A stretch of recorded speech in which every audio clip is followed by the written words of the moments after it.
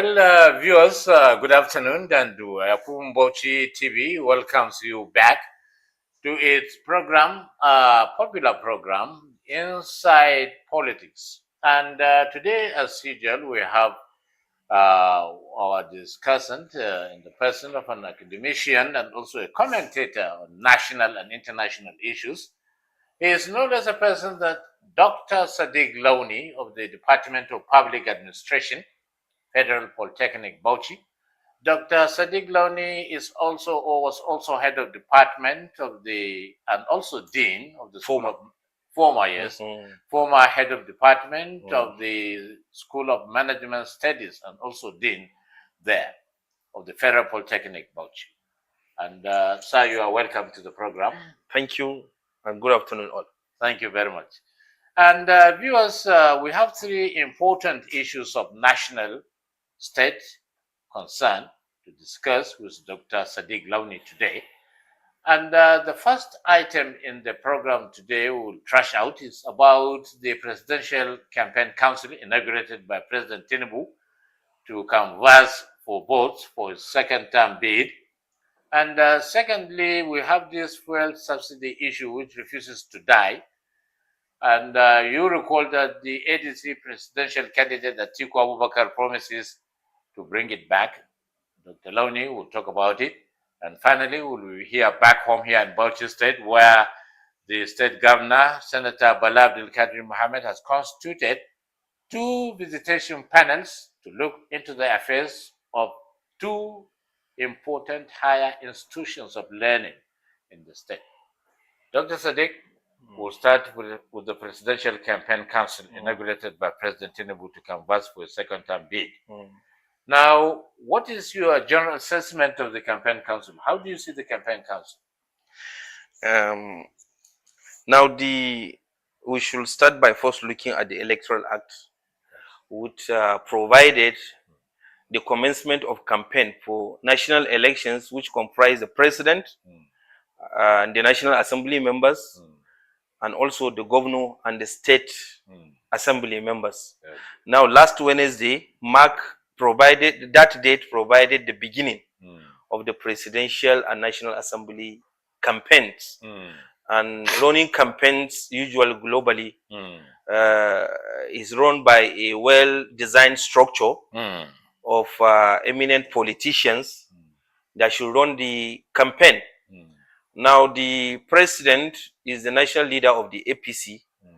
They have almost 32 governors, majority in the Senate, majority in the House of Reps. And looking at the current situation that he's looking for election, I think what he did is timely. And looking at the structure, he is really displaying that he's appreciating the challenges that he's facing. Because if you look at it, you have almost 108 members, direct members, not to talk of the indirect members, because there is a clause there which said that every governorship candidate in the state is a state coordinator of the presidential campaign. And under him are other members. So if you comprise those membership, maybe from that 108, you can have more than 1,000. You also have what they call, is it the Renewed Hope? They have an organization like that. They have another one that is called City Boy Movement. So yes. I think all these are structures to help him fight for campaign. And the most important thing to appreciate here is the reality on ground. If you look at the last election, the 2023 election, the president won the election under the APC with a little more than 8 million votes. Okay. Then you have Atiku, who contested under the PDP with 6-point-something million votes. Then you have Peter Obi, who contested under the Labour platform, Labour Party platform, around 6 million too. Okay. You have Rabiu Konkoso from Kano, who also contested and got less than 2 million votes, quite above 1 million votes. Yes. Now, all these major contestants are also contesting this time.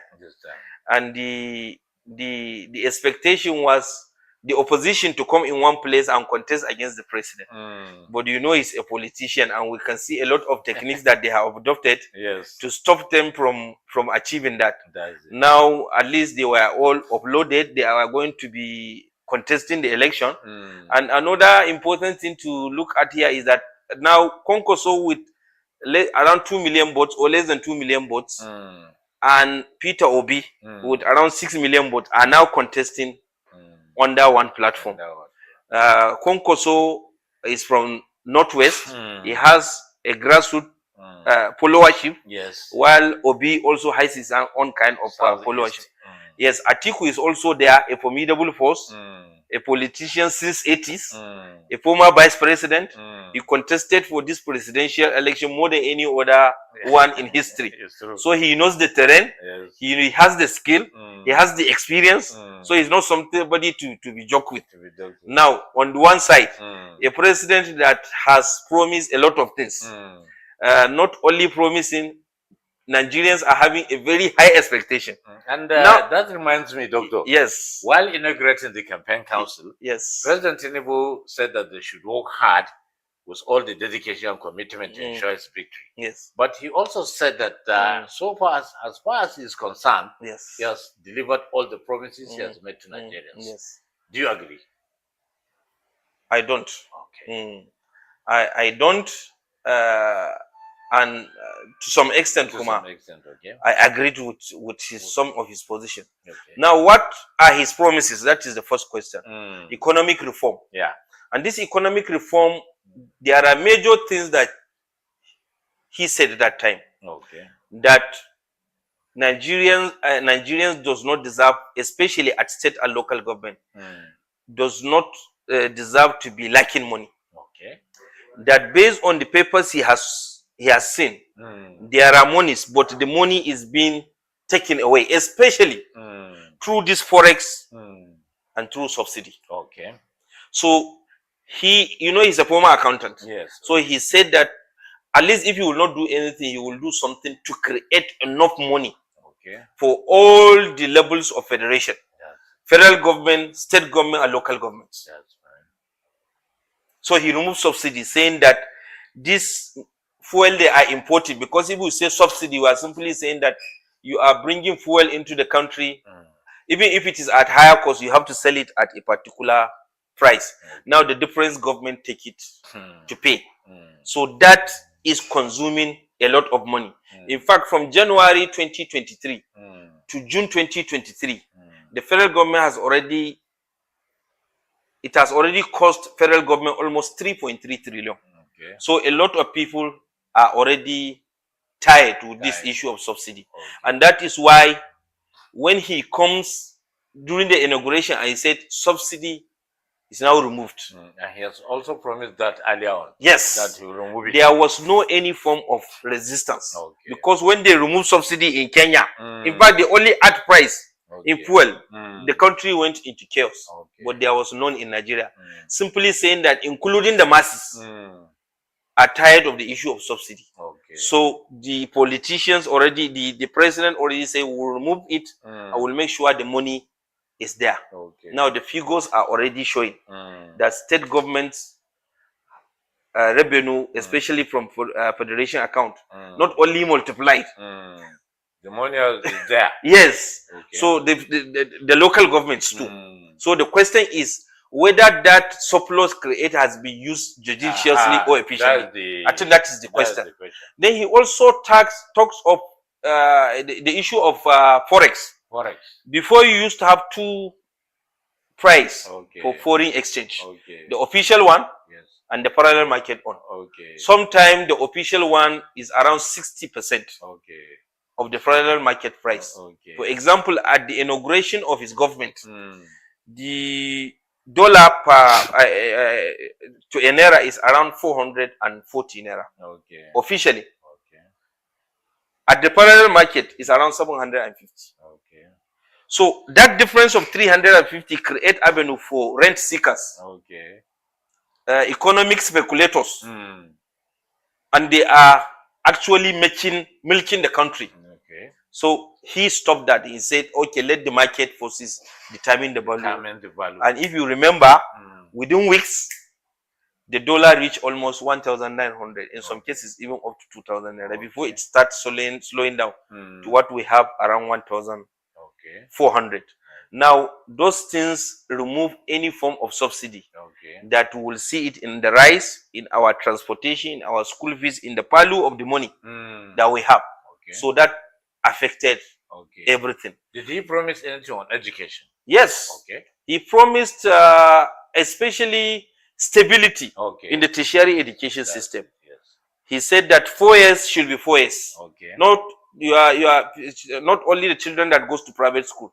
Those that go to public universities, polytechnic should have, if their program is for 4 years, should be 4 years. So what did he do? Is to say that he will solve ASU issue once and for all, especially the famous 2009 agreement. Yes. And I think he has tried. Because why do we say he has tried? At least there is a little form of stability now. He also said that a lot of students opt to decide not to go to school again because their parents cannot take. So he said he will provide what he calls free loans. Student loans. The NEL fund. NEL fund. I think within the first 30 days, he created the NEL fund. As at May this year, close to 500,000 students have already benefited. And I believe if you look at the numbers now, and we can see how those, especially the beneficiaries, are happy with that. So he should be commended on that one. And he also directed the EFCC to channel all the recoveries. The recoveries. Yes. I think that if they have to go to CBN to get funds to keep on disbursing. Now with this, they may have something to disburse, maybe another 1 year or 2 years. And you know, it's an election time, so we don't know whether the recovery, whether the AFCC will release the money as he said, but we hope. He also, part of the economic reform is this issue of taxation. Now relying on selling crude oil and earning money. No country survives in selling natural resources. A government is expected to have a very good taxation system. And I think he was able to come with one of the greatest tax reform in the history that we ever had. Maybe by the end of this year, we'll start getting the actual numbers. Already, if you look at it now, as a result of these reforms, last federation account hits 3 trillion. 3 trillion naira, 3 trillion point 07 trillion naira, not billion. I think historic. It is. It's historic. Trillion. Yes. So what we are saying is that these numbers should be translated to affect the lives of the masses. That is what the money is there. Yes, the money is there. So I think these are basically his promises. But unfortunately, he has also challenges. Number one, issue of insecurity is still not addressed. Did he promise anything about insecurity? Yes, he has promised, especially saying, trying to open door for those agitators to sit down with them and to see whether there will be a non-kinetic approach to resolving the issue. And I think we have seen some impacts too, because you can, if you can remember, before you cannot even travel from Abuja to Kaduna. In fact, even Abuja was no longer safe. So the challenges are still there. You close here, it open there. So insecurity, I believe, is one of the things that is going to be discussed during this campaign. Then another challenge that is clear as a result of his economic reforms is cost of living. Very high. A lot of families' monthly income. They said minimum wage 70,000 that can buy just 1 bag of rice. So that 1 bag of rice, that amount that to buy 1 bag of that minimum 70,000 can only buy 1 bag of rice. And this 1 bag of rice, we have a complete family on it. Where can they get other money to take care of their other needs? So the cost of living still remains very poor. Very poor. The poverty rate escalated. That's it. Yes. Then another thing that is affecting the economy, despite the economic reforms, so-called economic reforms, is that still he was not able to address the issue of electricity. Okay, yeah. Thank God, as we are holding this program, I can even hear generator running. Yes. Yes. Yes. Now, this electricity is not just to power homes, yes, but 80% yes. of small businesses rely on electricity. It So is. until you address electricity, you cannot fix the economy. That's it. So that is issue. I think the only thing he was able to establish is what they call band A, band B, but the electricity Yes. is not there. Then there is also this issue that is facing, the public perception gap. Okay. About There himself is or the about his government and whatever he said and whatever he will say that he wants to do. Okay. Majority of people lose confidence. Okay. I see. That whatever government will say is just a deception. Just a deception. And in governance, public support is very, very important. Yes.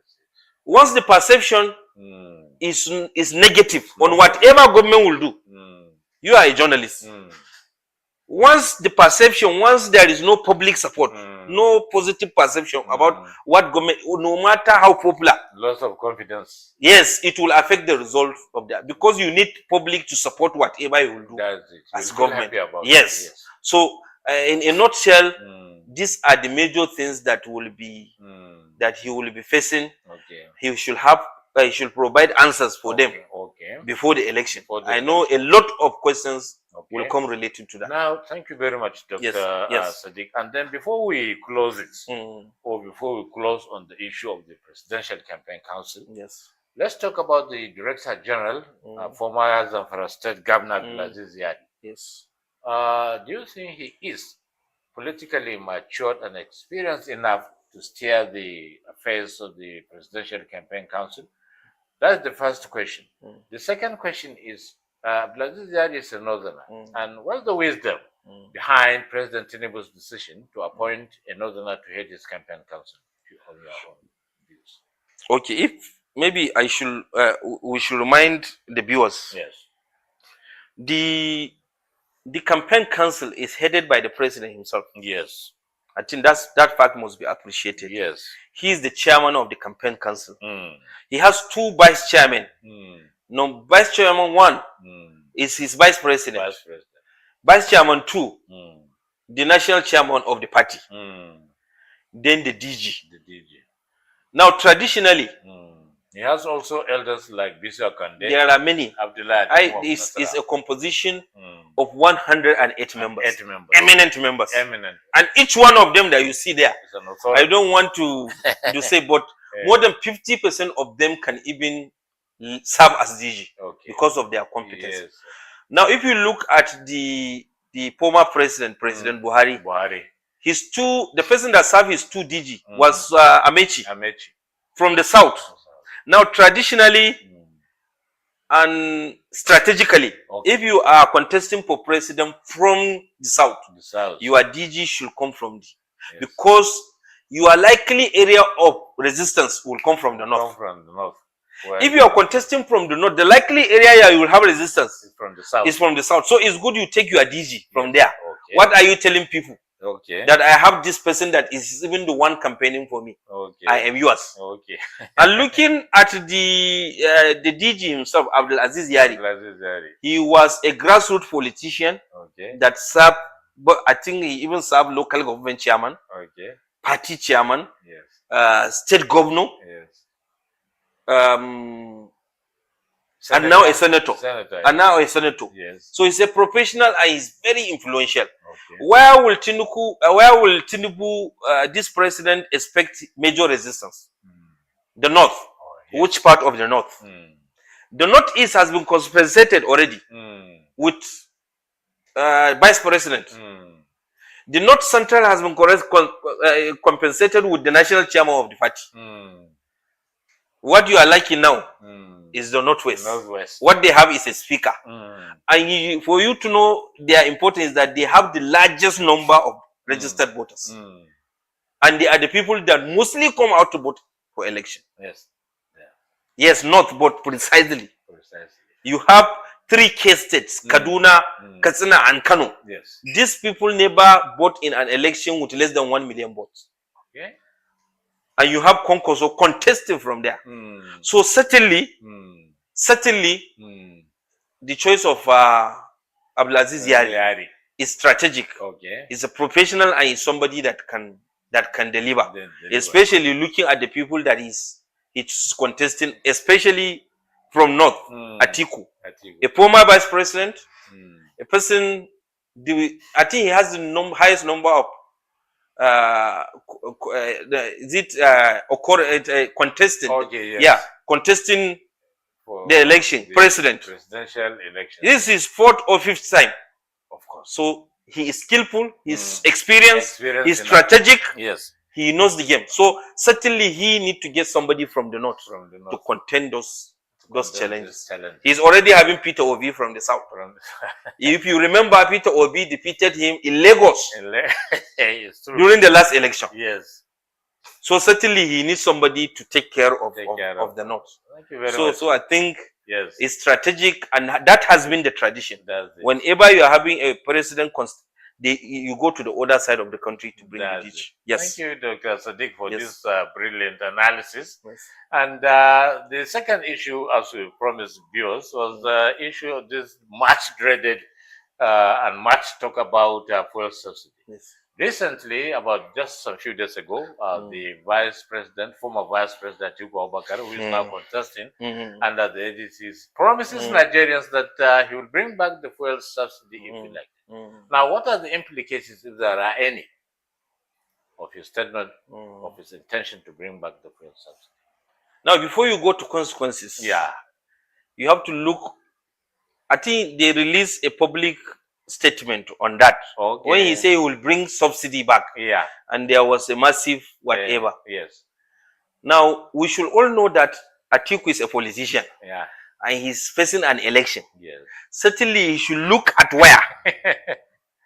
He knows that a lot of people are not satisfied with this issue. Yes, they have supported the removal of subsidy. They know anything about it yes, or not. yes. But now they are saying that removal of subsidy is simply a scam. Okay. So he wants to utilize it. Okay. Now, before we go to his public statement or the detail of the removal of subsidy, what do we normally use to have? His position period to 2023 was also to remove subsidy. Okay. And if you go at the detail, he is trying to introduce subsidy, but not the former subsidy that we know. Okay. The former subsidy that we know is that we don't refine.